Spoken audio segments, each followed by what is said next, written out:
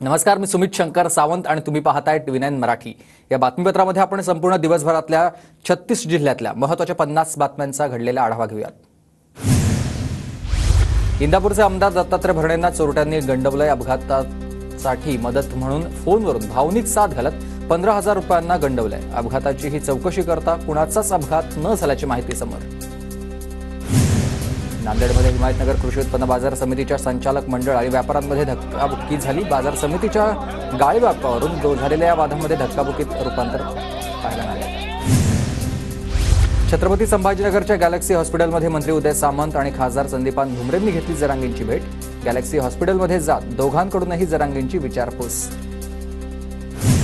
जालन्यातील मंठा येथील बैठकीत आमदार बबनराव लोणीकर यांनी अधिकाऱ्यांना खडसावलं। शेतकऱ्यांना वेगवेगळ्या समस्यांना तोंड द्यावं लागत असल्यानं लोणीकर आक्रमक।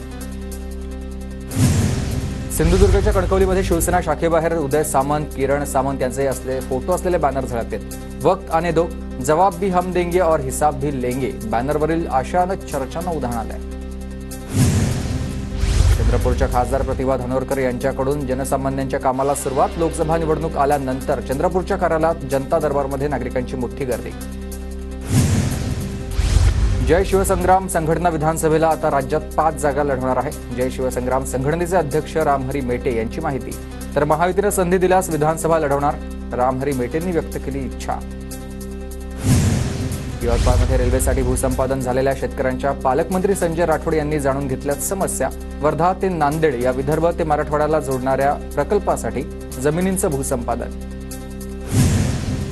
सांगलीत भाजप मंत्र्यांच्या संपर्क कार्यालयामधील संशयित आरोपीचा व्हिडिओ व्हायरल। मिरज खून प्रकरणातील संशयित आरोपीचा सुरेश खाडेंच्या कार्यालयामधील व्हिडिओ व्हायरल झालाय। नांदेडच्या कंधारमध्ये कृषी केंद्र चालक व्यापाऱ्यांच्या घरावर सशस्त्र दरोडा। कंधार तालुक्यामधील कवठा येथील ही घटना आहे। अंदाजे 35 ते 40 तोळे सोनं आणि 20 ते 22 लाखांची रोकड रक्कम पळवली। सातारा शहराजवळच्या वाडे गावालगत वेण्णा नदीचं पात्र बदलण्याचा गावकऱ्यांकडून प्रयत्न। कोणतीही प्रशासकीय मान्यता न घेता नदीचं पात्र बदलण्याचा प्रयत्न। आता वेळ वळवण्यासाठीच नदीपात्रामध्ये पोकलेनचा वापर केल्याचं समोर आलंय। दौंड तालुक्यामध्ये सुरू असलेल्या सकल मराठा समाजाचं आमरण उपोषण स्थगित। तहसीलदारांनी मान्य केल्यात मागण्या। मराठा समाजाला कुणबी नोंदींचे दाखले मिळवण्यास अडचण येत असल्यानं सुरू होतं आंदोलन। पंढरपूरच्या सांगोला तालुक्यात जिल्हा परिषद शिक्षण विभागाच्या दयनीय अवस्था समोर आली। सांगोला येथील दलित वस्तीमध्ये शिकवायला शिक्षक येत नसल्यामुळे पालक संतप्त झाले। संतप्त पालकांनी गट शिक्षण अधिकाऱ्याच्या कार्यालयाला ठोकले टाळं। रत्नागिरी जिल्हा परिषदेच्या उर्दू शाळांमध्ये इंग्रजी माध्यमांच्या शिक्षकांची नेमणूक। इंग्रजी माध्यमाच्या शिक्षकांना हजर करून घेण्यास पालकांचा मज्जाव। नंदुरबार जिल्ह्यामध्ये 1098 शाळांमध्ये पुस्तकांचं वाटप। सर्व शिक्षा अभियानाअंतर्गत 2,25,192 विद्यार्थ्यांना मोफत पुस्तकाचं वाटप। वाशिम जिल्ह्यात निखिल चव्हाण या तरुणानं जोपासला निसर्ग व्यासंग। उन्हाळ्यात निसर्गातून सांगलीमध्ये आता संकलित केलेल्या हजारो बियांचे तयार केलेत सीड बॉल। नांदेडमध्ये विविध शासकीय योजनांचा जिल्हाधिकाऱ्यांकडून आढावा। वृक्ष लागवड, लेक लाडकी योजनेमधील लाभार्थ्यांची अशा विविध योजनांचा आढावा घेतला। जळगावच्या मण्यारखेडा तलावामध्ये केमिकल पाण्यामुळे आता मासे मृत्युमुखी पडलेले आहेत। MIDC मधील कंपनीच्या दूषित पाण्यामुळे 3 दिवसात 50 ते 60 क्विंटलपेक्षा जास्त माशांचा मृत्यू झाला। धाराशिवमध्ये हिंदू जनजागृती समितीनं तुळजाभवानी मंदिरासमोर घंटानाद आंदोलन केलंय। न्यायालयाच्या आदेशाचा अवमान केल्यानं अवमान याचिका दाखल करण्याचा दिला इशारा। मंदिरामध्ये सोने चांदीमध्ये भ्रष्टाचार झाल्याचा आक्रमक पवित्रा घेतलेला आहे। त्यामुळेच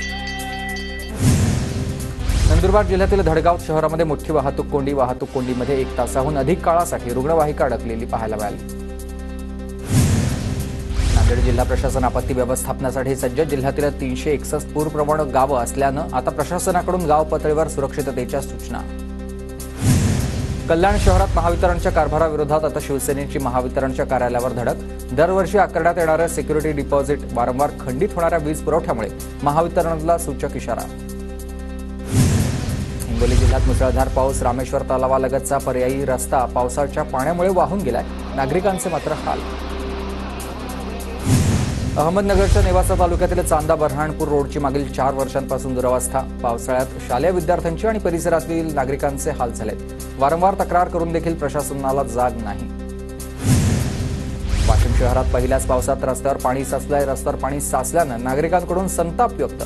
नगर परिषदेनं लक्ष देण्याची नागरिकांची आहे मागणी। अकोल्यात आज पुन्हा तापमान वाढ, जिल्ह्यामध्ये 40 अंश सेल्सिअस इतक्यात उच्चांकी तापमानाची नोंद. पुणे जिल्ह्यातील खेड, आंबेगाव, जुन्नर तालुक्यात मुसळधार पावसाची हजेरी, तर पावसाचं जोरदार आगमन झाल्यानं ओढे नाले प्रवाहित झाले. जोरदार पावसानं शेतकऱ्यांना मात्र दिलासा.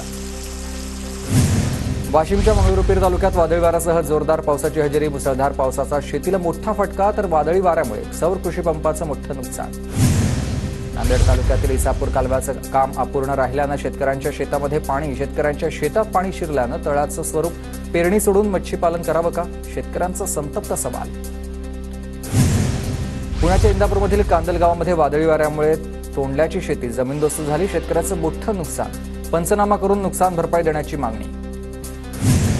जालना जिल्ह्यात विजांच्या कडकडाटासह मुसळधार पाऊस, तर घनसावंगी तालुक्यातील पानेवाडी मुसळधार पावसामुळे नदी ओढ्यांना पूर, शेतकऱ्यांमध्ये आनंद. अमरावती जिल्ह्यामध्ये झालेल्या पावसामुळे बाजार समितीमधील शेकडो क्विंटल शेतीमाल भिजला. अचानक आलेल्या पावसामुळे शेतकऱ्यांसह व्यापाऱ्यांचं मोठं नुकसान. श्री विठ्ठल रुक्मिणी मातेस भाविकाकडून 11 लाख रुपयांची देणगी, मुंबईत येथील विठ्ठल भक्त जयंत दत्तात्रय म्हैसेकर यांच्याकडून धनादेश स्वरूपात मंदिर समितीला देणगी सुपूर्द. पुण्यातील राजगड किल्ल्यावर जागतिक वारसा स्थळाच्या नामांकनासाठी आता डागडुजीला वेग आलाय. सप्टेंबर महिन्यामध्ये आंतरराष्ट्रीय मानांकन समिती किल्ल्याची पाहणी करणार आहे. पंढरपूर पालखी सोहळ्यासाठी राज्य सरकारकडून 21 कोटी रुपयांचा निधी मंजूर. पालखी सोहळ्याचा निधी थेट जिल्हा परिषदांना मिळणार. पुणे, सातारा आणि सोलापूर या जिल्हा परिषदांना निधी मिळणार आहे. आषाढी वारीसाठी निघणाऱ्या दिंड्यांना आता 20,000 रुपये सरकारी अनुदान. राज्यातील एकूण 1500 वारकरी दिंड्यांना अनुदान मिळणार. आषाढीतील महाआरोग्य शिबिरासाठी आरोग्य विभाग 10 कोटी रुपये खर्च करणार. भाविकांच्या आरोग्यासाठी शिबिराचं आयोजन. अकोल्यातील शेगावमध्ये संत गजानन महाराजांच्या पालखीचं आगमन. 2 दिवस पालखीचा अकोल्यात मुक्काम. बीडच्या परळी शहरात महेश नवमीनिमित्त महेश्वरी सभेच्या वतीनं मंगलमय वातावरणात शोभायात्रा.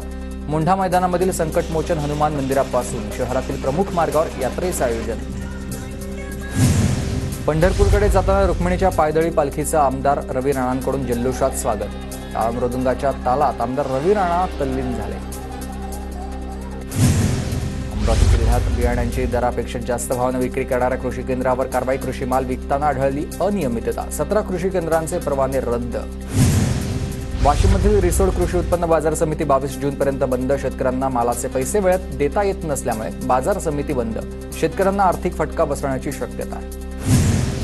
पुण्याच्या शिरूरमधील मांडणगव्हाण फराठा गावामध्ये चोरट्यांकडून भर पावसात विद्युत रोहित्राची चोरी.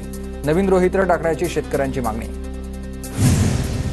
भंडाराकडून मध्य प्रदेशकडे भरधाव निघालेल्या ट्रकचे टायर आणि चेसी अचानक निखळली आणि ट्रकचा महामार्गावर पलटवार भीषण अपघात झालेला आहे. तर अपघातात 2 तुकडे झालेल्या ट्रकचा काही भाग पुलावरून खाली कोसळला. कोल्हापूरच्या कपिलेश्वर मंदिरात चोरी. चांदीचा मुखवटा, तांब्याच्या अभिषेक पात्रासह सर्व साहित्य चोरीला.